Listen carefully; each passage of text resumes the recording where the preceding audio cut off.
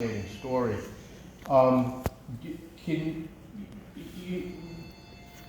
Can you name any of the other Green Berets that you worked with? Actually, most of all of our records were sealed. Certainly Oh, mine. no. Can't hear. Oh, sorry. Mine. Better use. Okay, sorry. Speak quite close. Mine were sealed after '69, and the death of some of my compatriots was probably registered different than it actually happened. So I can't tell you, the names. I know the names, but we're not revealing the real names in the book for obvious reasons. We don't know what the parents of those people were told. Okay, so the answer is no. No. You can't give us the names of any other Green Berets that you worked with ever? I can understand why you Did you, asked. well, let me finish. Did you ever work with any Green Berets on any missions that were not classified? Probably not. So as a Green Beret, have you ever worked, okay, so you were in the Army, right? Yes, sir. Did you ever, your entire time that you were in the Army, did you ever work on any non-classified missions? Probably not. The ones in the book are the ones that are actually classified. That wasn't my question. Yeah. Did you ever work on any missions No. that were not classified? No? Every mission you've worked on, Like I said to Has you been earlier, classified. my records were sealed after a certain amount of time for obvious reasons. That's why we were called ghost warriors. okay. Sir. Martin, could you tell me, you joined the Army in '66. You went through all that training in '66 and '7. Was it early '66 that you went in the Army? Yes, February the 11th, 1966. Okay, so you had about a year and a half of training, and you were sent to Vietnam. More than that. Okay, so you 66, 67, so you had almost 2 years of training? My orders for overseas assignment to a restricted area came in September of 1968. Okay, so you have 2.5 years. 2.5 years. So you were in training for 2.5 years. And some missions. And then into country, and they put you in charge of seasoned guys that were already there. How does that happen? You'd have to ask their commanding. What was your Well, I rank? can't. What I was can your ask rank you, at though. that I can time? only ask you. What was your rank at that time? E5. Okay. What was your rank again? E7. Were your missions so classified and so top secret? Is that why the name Martin LeBlanc does not appear anywhere in the history of Special Forces? Yes, Neither sir. in Sherman, neither in Colonel Kelly's book, neither in Unlap. Do you know the meaning of La La Dak Bien? Sir, my records were sealed. And Sorry? My records were sealed. And Your for records are obvious- sealed. For obvious reasons, I will not appear on a lot of... So you don't have a things. DD-214? Yes, I do. You do? I have several. Can you produce it? You know, we're not here to answer to be grilled. If you would like to meet with Martin and me separately, I recently reviewed the documents that he has again. First of all, because the documents he had when I met him were incomplete. He only applied for VA medical benefits when he went through a 2-year spell of severe disability from his injuries.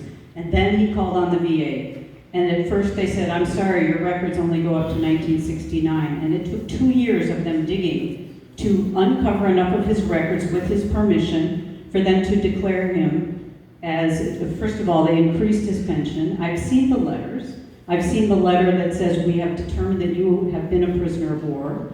The VA, his caseworker came to the house when I was there and said, okay, you need special adaptive housing because you're 100% disabled due to military action. So we're going to work on that. And they put a lot of money into making the house fully wheelchair accessible, put in a lift. And I have seen the documents. In fact, I asked him to see them again recently because we anticipated doubters and haters because these things nobody's are hating. classified. Nobody's hating. anyone. But when you put Nobody's hating. yourself out in public and you make Yes. claims, okay, you have to, as a journalist, you should know this. You have to document and back those claims up. Well, I'm not sure how to do that. He did tell me the real names of the 9 men that he served Doesn't with matter who if you, died. it doesn't matter He if made you those know. names up because that's Okay, not fair for I us to have reveal. another question, Martin. So, you say that you're a Green Beret. What made you a Green Beret? How did you become a Green Beret? How did that happen? Through training, Where? a little bit in Bragg, a lot of it in Fort Benning. And how long A lot was- of it in California. How long a was lot- this training at Fort Bragg? Well, the Pew, I probably did 2 or 3 segments of that. Segments that of what? particular training, some field stuff, some, like Tom you were going to go to Florida, right? I'm not interested in I know. Tom.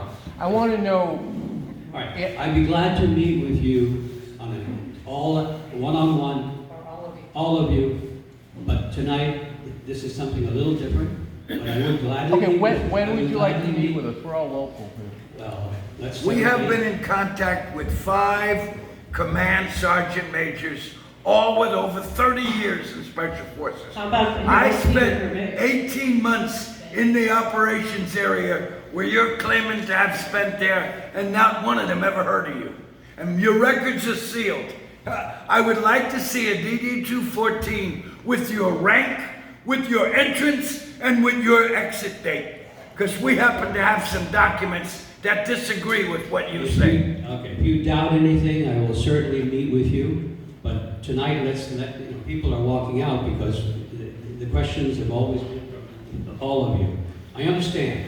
Hey, Martin. If there are any other Martin, I'm questions. here for you. If I could prove you right, I would do it in a heartbeat. Yes, sir. But if you look at 5 of us sitting at this table right here, We're all we've got over 100 years of Army Special Operations.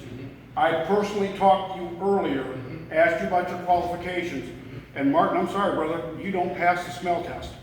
Okay, does anyone else who is not in this group have questions for us? We'd be happy to take them. And we thank you for coming to this final public meeting of the Historic Society. Yes, sir. I'd like to hear about your capture by the Khmer Rouge, how long you were captured by them, and how you escaped from that captivity.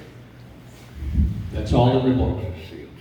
So about 36 hours, and my 2 guides are the one that actually spoke the language, knew where they were, looked very much like the Khmer Rouge. We were close to S-21, which is a prison which later became a really big part of the killing fields. So, does that answer your question? Not completely. Okay. Were you heavily armed with these 2 guys? No. Was I heavily armed? No, the 2 people that helped you escape from this? No. They looked like the prisoner, the people who kept me for those 36 hours. Mountain Guards. I'm interested in your service with the Israeli Defense Force, Martin. Yes, sir. Can you tell me about that? Well, we were tasked to go to a small base in southwest, basically not far from White Sands Missile Range, on a new technology. I was there first when they were teaching us how to use it, and then these Israelis came, and we ended up teaching them how to use the surface-to-air red-eye. And then one morning, June the 1st, I believe, they weren't there. I was given leave. I was on my way to Montreal, and on the morning of the 5th of June, when I turned my radio on, I realized why we had been teaching this technology to the Israelis. That was a six-day war you're referring to? Yes, sir. Okay. This occurred in June of 1967. That's affirmative. Okay. In June 1967, I was a young captain assigned to the G2 section of United States Army Communications Zone, which are logistics people from in Europe. We had in our possession all the pre-positioned stocks over there, which we emptied virtually to send to the Israelis to keep them from getting their butt kicked. But at any rate, the Red Eye 1 was not really in most inventories, Army inventories at that particular time. And I certainly do not recall any red eyes being shipped to the Israelis out of ComZ, because I was the order of battle guy, and I was briefing the general staff, the general ComZ, what was leaving these prepositioned stocks and going over there. And I'm also having difficulty, you said this was in June '67, you were out in the desert of that. I'm a 27-year Army veteran. I retired in the grade of full colonel, so I'm not, borrowed help out there. I held a top secret SI clearance. I know all about black world operations and also all these clandestine operations. I know for a fact that when I sat on a promotion board, they would have classified files from guys. Those of us that had a top secret SI clearance would look at those files. But after a short period of time, when that classified mission is over, those files are declassified. You've been out many, many years, just as I have. I'm having difficulty meshing what you're telling me about the schools you went through and the timeline. You Okay, said, sir, you I'd said basic. like for us to take this meeting private. Well, if And this we can show you the documentation he has from the VA and the Department of Defense. This is a public meeting of the Estero Island Historic Society. And I'm a member And of I that. would like to let our other members ask questions. If you would like to have a private meeting, review documentation, ask all kinds of questions. Asking a basic That's question. fine. That's all about, how you can go through basic training, AIT, airborne school, ranger school, special forces school, Defense Language Institute, all of that, and yet you're in the desert teaching people about red eyes in June. You said you went In May, in sir, it was February. in May. May, And then okay. June 1st, they were gone. Okay, here. I'm not privy to the information that you have. I had a job. I was assigned to a task along with several other people. I did it and left. So I had no real information on what you're talking about. Martin, when you went through Special Forces training, right?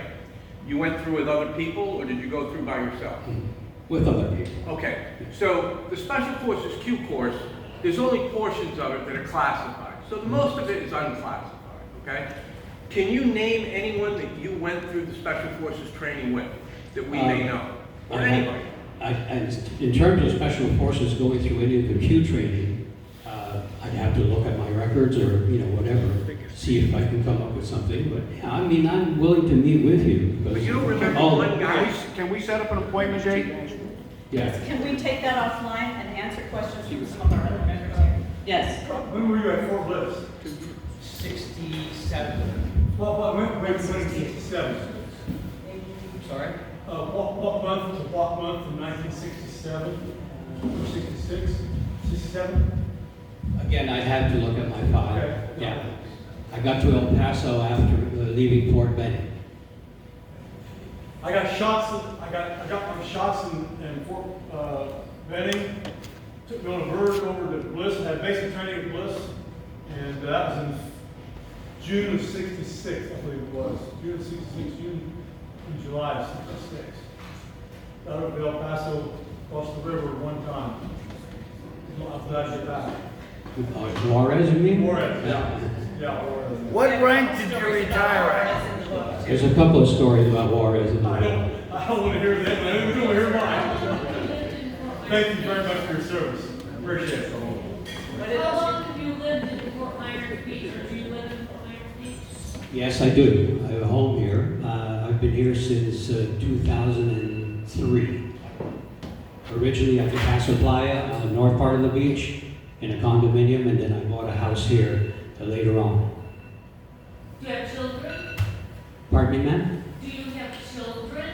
I have one son and 4 grandchildren and a great-grandchild. I have a daughter also that I adopted. Do you watch Curse of Ohio?